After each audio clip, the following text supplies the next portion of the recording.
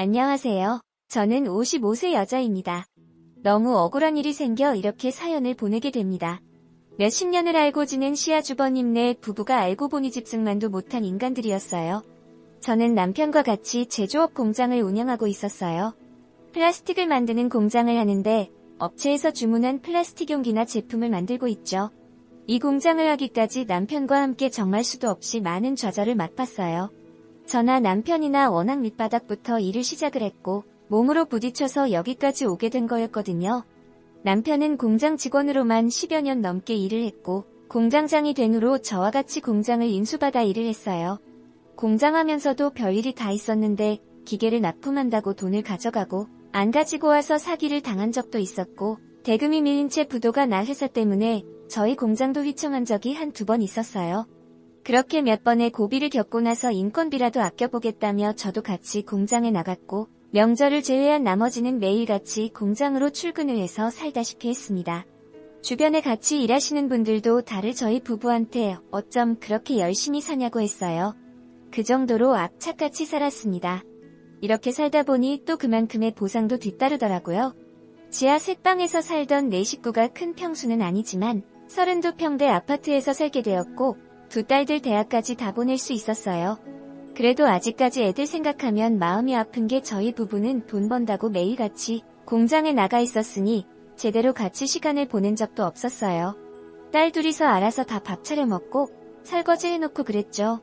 그렇게 저희 공장이 어느 정도 자리를 잡혔을 때 남편의 형인 아주버님이 저희한테 일을 같이 좀 하자고 하시는 겁니다. 이 아주버님으로 말할 것 같으면 평생을 저희한테 손을 벌리고 사신 분이세요. 맨날 사업한다고 돈 좀 빌려달라 해놓고 돈도 안 갚으시고 장사한다고 돈 좀 빌려달라고 하면 1년도 안 돼서 다 말아먹으시는 분이셨죠. 얼마나 뻔뻔한지 돈 좀 갚으라고 하면 가족끼리 야박하게 무슨 돈을 갚냐고 하셨어요. 워낙 저희 남편 성격이 착해 빠지고 정이 많아서 시댁 식구들이 죽겠다고 죽는 소리 하면 다 도와주곤 했어요.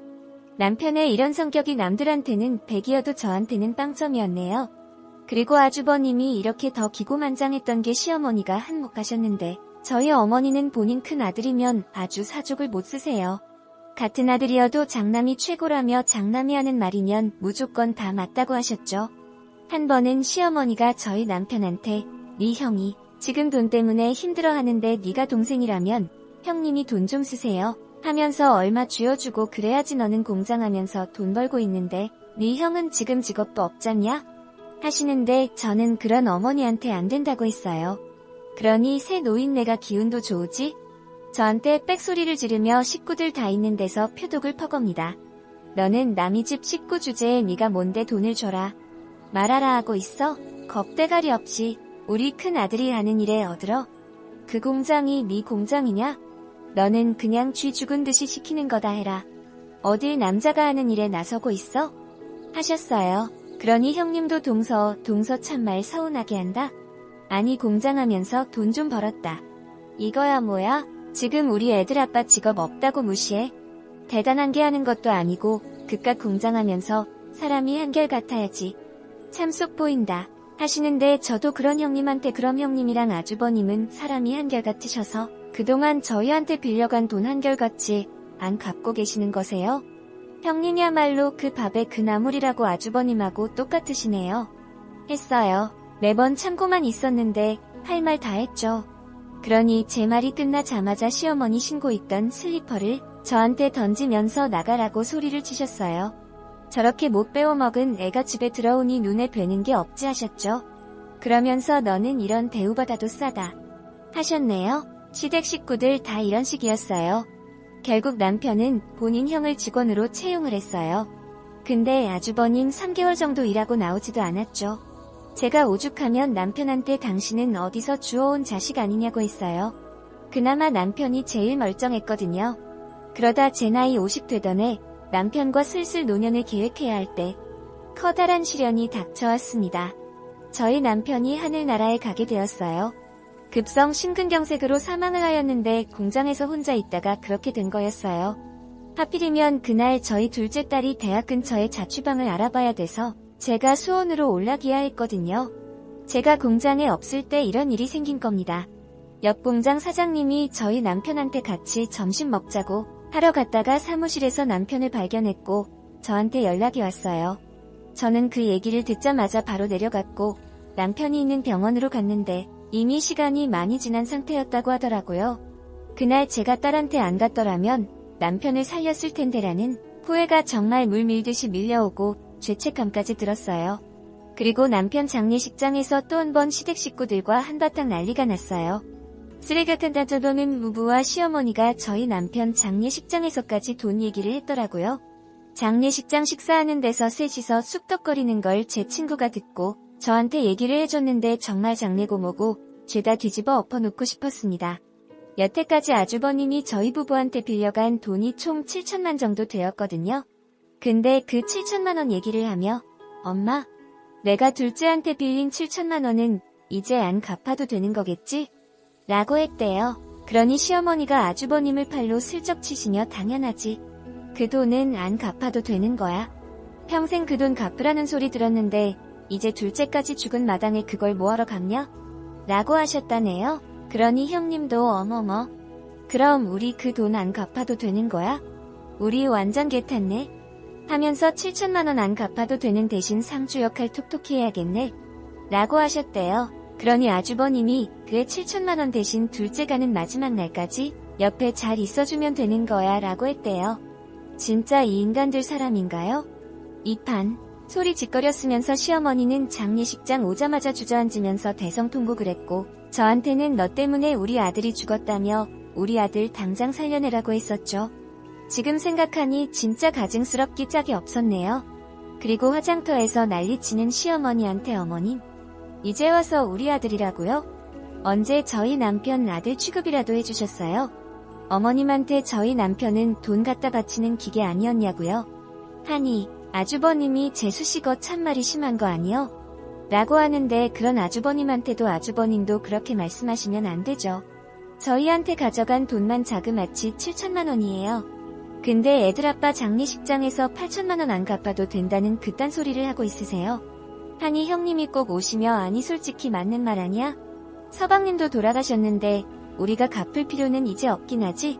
라고 하는데 그런 인간들한테 니들은 이제 남이라며 여기 있을 자격도 안 된다고 가라고 했어요. 나중에 후환이 두렵지도 않냐고 했네요. 그러니 아주버님이 본인 식구들이랑 시어머니 데리고 가다고요. 남편이 하늘나라 가서까지 이런 대우를 받는 게 너무 안쓰러웠어요. 그렇게 남편의 장례가 끝나고 저는 공장도 못 나가고 집에만 있었어요.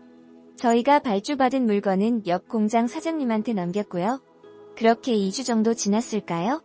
옆 공장 사장님이 급하게 전화가 온 겁니다. 그러면서 사장님, 공장 내놨어요? 라고 하는데 저는 무슨 소리냐고 했어요. 그러니 지금 어떤 사람들이 와서 견적알아 보고 시세 파지고 있다고 하는데 그 말 듣자마자 공장으로 달려갔고 아니나 다를까 아주버님네 부부가 떡하니 팔짱을 끼고 공장을 이리저리 돌아다니는 겁니다. 앞서 말했듯이 아주버님을 직원으로 채용했을 때 그때 아주버님이 저희 공장 키를 가지고 있었거든요. 그게 화근이었죠. 그리고 제가 공장에 갔을 때 이미 공장에 있던 기계들은 어디 갔는지 온데간데 보이지 않았어요. 저는 아주버님한테 기계를 다 어디 갔냐고 했어요. 그러니 말 같지도 않는 소리를 하는 겁니다. 아, 그 기계가 오래돼서 기름칠이라도 다시 하려고 수리 맡겼어요. 라고 하는데 아주버님, 무슨 말 같지도 않는 소리를 하세요? 기름칠하려고 몇 톤씩 되는 기계를 옮겨요? 설마 기계 다 갖다 팔았어요? 라며 미친 사람처럼 소리를 질렀어요. 그러니 아니 재수씨는 보름 동안 공장도 안 나온 주제에 책임의식도 없이 이제 와서 뭐 하자는 거예요? 이렇게 책임도 못 지는 공장 갖다 팔아버려야지 라며 내가 기계 팔았어요. 왜요? 라고 당당하게 얘기를 하는 겁니다. 저는 그런 아주버님한테 쌍욕을 하며 네가 진짜 사람 새끼냐고 했어요. 이런 말 하면 당연히 안 되는 걸 알지만 이 상황에서 좋은 말이 나올 수가 없었어요. 진짜 이성을 끈을 놓아버렸죠. 저는 니들이 뭔데 우리 부부가 평생 일긴론 자리를 니들이 뺐냐고 했어요. 그러니 아주버님은 이 공장 이후에 재수씨 깨나며 공장도 이렇게 방치해놓고 제대로 관리도 못하는데 이 공장 엄연히 우리 동생 거고 나는 우리 동생이랑 피가 섞인 형제야. 형제가 대신 공장 정리해주고 있었는데 이게 어딜? 지금 나타나서 행패야 행패는 왜 우리 동생 돈이 탑이나 한가? 라고 하는데 이 사람들 진짜 미친 게 아닌가요? 저는 아주버님네 부부한테 니들 이거 범죄야 범죄. 니들이 지금 무슨 짓을 했는지 모르지? 뭐 동생 거라서 대신 정리를 해주고 있다고? 법으로 그렇게 해도 된다고 그래디. 이것들이 아주 콩밥. 먹어야 정신을 차리겠네? 어딜 겁대가리 없이 남의 소유물에 손을 대? 하며 경찰서에서 보자고 했어요. 그리고 저는 곧장 경찰서로 갔고 아주버님네 부부 절도 진로 고소를 했습니다. 그리고 고소장이 접수가 됐는지 시어머니랑 아주버님 부부가 저를 찾아와서 기계 판돈 돌려줄 테니까 고소 취하하라고 하더라고요. 고소 취하 안 하면 우리도 가만히 안 있을 거라고 협박까지 하는데 저는 그런 인간 말종들한테 아이고 무서워라 이젠 협박까지 하세요? 가만히 안 있으면 어쩔 건데요? 협박까지 추가로 고소 한 번 더 해드려요. 했어요. 그러니 형님은 어떻게 가족끼리 고소를 하나며 서방님이 살아 계셨음 동서가 하는 일 보고 가만히 있겠냐고 하는데 저는 그런 형님한테 우리 애들 아빠가 살아있었으면 저한테 아주 잘했다고 박수라도 쳐줬겠죠. 당신들은 콩밥 먹고 제대로 정신 차려야 갱생이 될까 말까 하는 인간들이야 라고 했어요.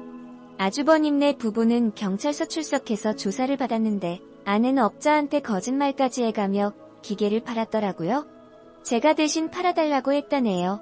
그렇게 기계 판 돈이 자그마치 1억이 넘었고 경찰서에서 대질 조사받을 때 그 돈 다시 돌려주면 되지 않냐고 하는데 수사관도 어이없어 하시며 그게 다시 돌려준다고 되는 일이냐고 하시더라고요. 이 정도로 무식한 사람들이에요. 설마 제가 고소까지 할 줄은 몰랐다고 하네요. 저는 고소 취하할 생각 없고 끝까지 간다고 했어요. 하늘에 있는 저희 남편 생각해서라도 이렇게 하는 게 맞는 것 같아요. 시어머니는 시도 때도 없이 저를 찾아와선 동네방네 소리를 지르며 집안에 여자 하나 잘못 들어와서 우리 집을 풍비박산 낸다고 여기 악마가 살고 있다고 하시는데 그럴 때마다 전 시어머니 대꾸도 안 하고 경찰 불렀습니다. 그리고 시어머니한테도 지금 잘못했다고 한 번만 용서해달라고 하기도 모자랄 판국에 어머님이 이럴수록 어머님 큰아들은 더 곤경에 빠지는 거예요. 그것만 알고 계세요. 라고 했습니다. 여자가 한을 품으면 5, 6월에도 서리가 내린다는 말이 꼭 제 얘기 같았어요.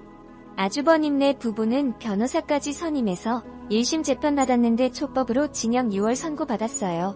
아주버님네 변호사는 계속 저한테 합의 요구하지만 저는 항소까지 할 예정입니다. 작년에 남편 보내고 아주버님네 부부 고소까지 정말 많이 일들이 있었는데요. 죄를 저질렀으며 그에 맞는 마땅한 벌을 받아야 된다고 생각을 하고 끝까지 가려고 합니다. 제가 너무하셨다고 하는 분들도 계시겠지만 저처럼 억울한 일을 당하게 되면 이렇게 독하게 되더라고요. 이렇게 글을 쓰게 된 이유도 저처럼 억울한 일들 당하지 않으셨으면 하는 마음으로 사연을 남깁니다. 제 푸념 같은 긴 사연 들어주고 읽어주셔서 감사하고요. 다들 건강 유의하시길 바랍니다. 지금까지 사례자분이 글을 읽어보았는데요. 남편분을 잃으시자마자 얼마 안 돼 그런 일이 생기셨으니 얼마나 화가 나셨을까요?